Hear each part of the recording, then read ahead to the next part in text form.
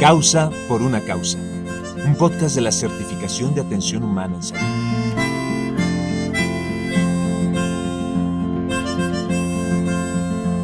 Ser humano con los pacientes y sus familias es la nueva frontera.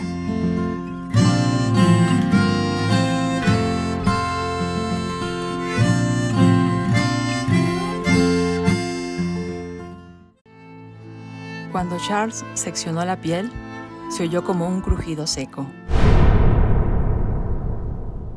El tendón quedó cortado y se remató la operación. Hippolyte no daba crédito a sus ojos. Todo se le volvía a inclinarse sobre las manos del médico para besárselas repetidamente. Luego Charles, después de dejar aprisionado el pie de su paciente en el motor mecánico, se volvió para su casa, donde Emma le estaba esperando muy nerviosa a la puerta. Ya se habían acostado cuando llegó Homais y entró en el dormitorio, agitando en la mano unas cuartillas recién escritas con la tinta fresca todavía. Las pensaba mandar como propaganda al Faro de Rouen y se las traía para que las leyeran ellos antes. «Lea, lea», le dijo a Bovary. Y así, el martes, nuestra pequeña localidad de Yonville sirvió de escenario para un experimento quirúrgico que constituye al mismo tiempo un acto de la más alta filantropía. Monsieur Bovary, uno de nuestros médicos más notables, ha acometido la operación de un pie deforme. Un pie deforme del paciente llamado Hippolyte, que presta servicios como mozo de cuadra desde hace 15 años en la fonda El León de Oro, regenteada por la señora Viuda Lefrançois. La operación, por lo demás, se llevó a cabo como por arte de magia, y tan solo unas gotas de sangre aparecieron sobre la piel, como si quisieran dar testimonio de que al fin un tendón rebelde había cedido a los esfuerzos del arte. La cosa más notable, y podemos afirmarlo por haber estado presentes, es que el paciente no dio muestras de sentir el más mínimo dolor. Por el momento, su estado es satisfactorio y todo permite suponer que la convalecencia no se prolongará mucho.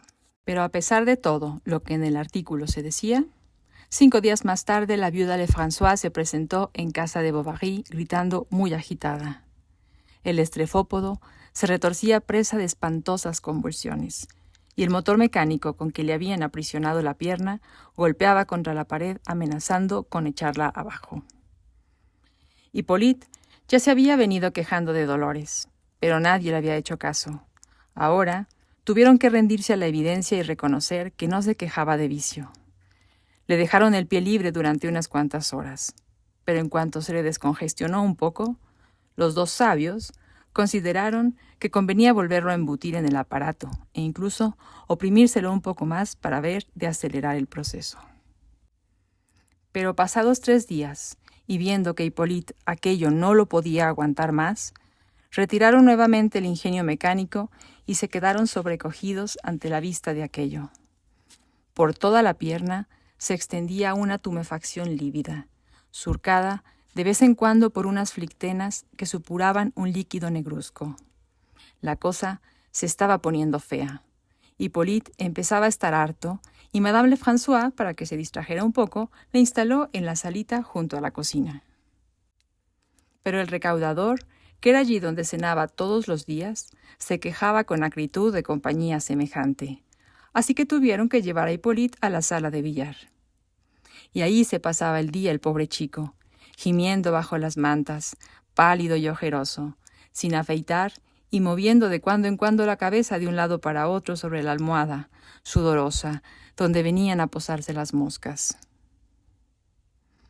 De todas maneras, no era compañía lo que le faltaba, especialmente los días de mercado, cuando entraban los aldeanos a jugar al billar y se veía rodeado de aquella gente afanada con los tacos, pegándole golpes a las bolas, bebiendo, cantando y dando voces entre el humo del tabaco. «¿Qué tal andas?», le preguntaban, dándole una palmadita en el hombro. Y le decían que la culpa era suya, que lo que tenía que haber hecho era esto y lo demás allá.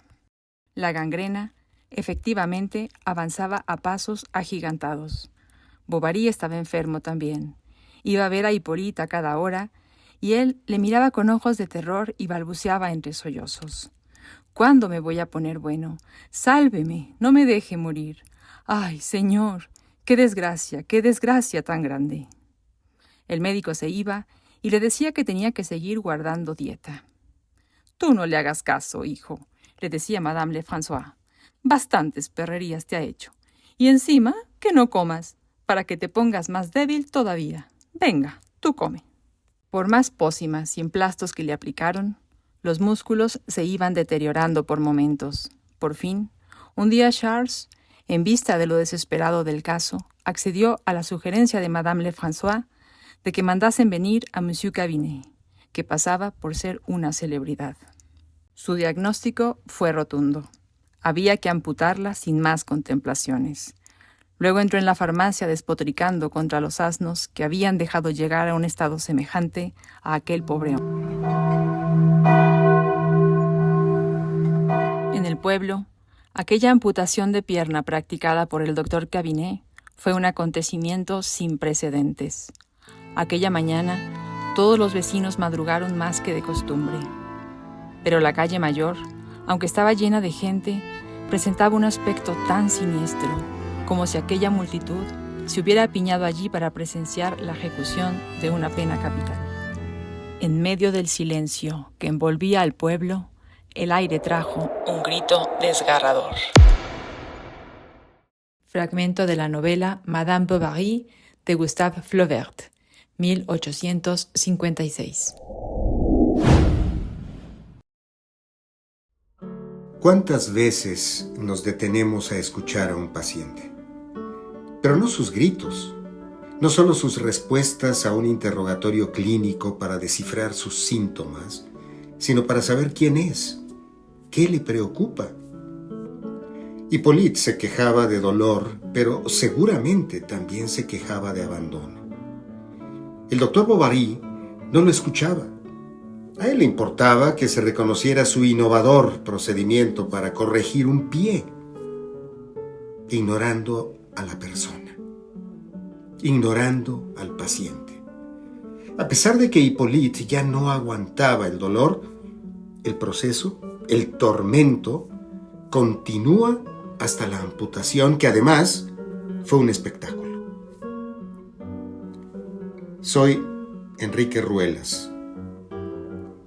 En las más de 2,000 encuestas que hemos realizado en Causa a profesionales de la salud de los sectores público y privado para identificar si saben cómo ser humanos con los pacientes, deliberadamente, conscientemente, preguntándoles cuáles son las 5 acciones más importantes para dar atención humana a un paciente, entre las 10 palabras más mencionadas, solo aparece una acción.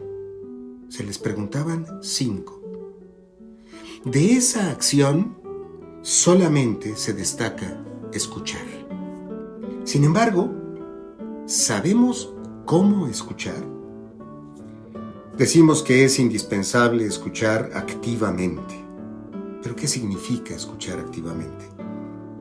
Significa interesarnos legítimamente por lo que dice el paciente y manifestárselo así.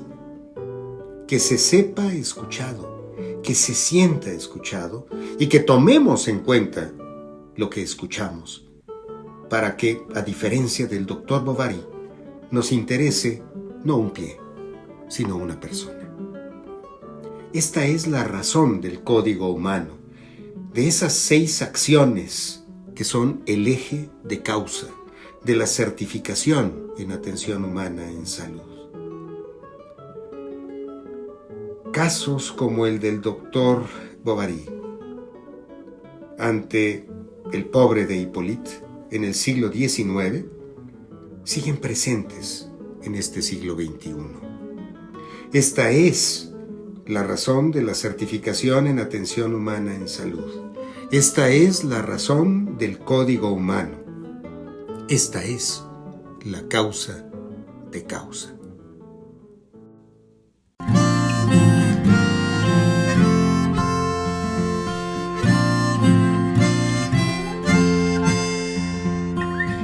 Causa es una cruzada más del doctor Enrique Ruelas. Acabas de escuchar Causa por una causa. Idea original y guiones Ángela Piedad. Voces: Ángela Piedad, Enrique Ruelas y Tadzio Neumann. Música original: Benjamín González.